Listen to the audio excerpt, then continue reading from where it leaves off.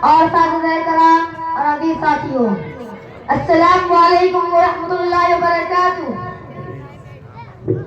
قال اللہ تعالی وَقَضَى رَبُّكَ أَلَّا تَعْبُدُوا إِلَّا إِيَّاهُ وَبِالْوَالِدَيْنِ إِحْسَانًا، اور آپ کے رب نے تاکید کر دی کہ صرف تم اللہ ہی کی عبادت کرو اور اپنے والدین کے ساتھ حسن سلوک کرو۔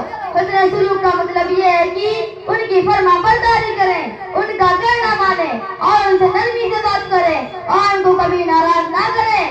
آپ صلی اللہ علیہ وسلم نے فرمایا رضا ربی فی رضا الوالد وسخط ربی فی سخط الوالد۔ اس کا مطلب ہے کہ اللہ کی رضامندی ماں باپ کی رضامندی میں ہے اور اللہ کی ناراضگی ماں باپ کی ناراضگی میں ہے۔ ایک صحابی نے آپ صلی اللہ تعالی علیہ وسلم سے پوچھا کہ میرے حسن سلوک کا سب سے زیادہ حقدار کون ہے؟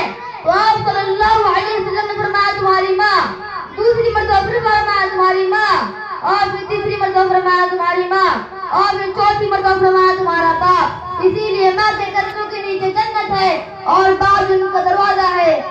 آپ صلی اللہ علیہ وسلم نے فرمایا اس کی ناک خاک آلود ہو، اس کی ناک خاک آلود ہو۔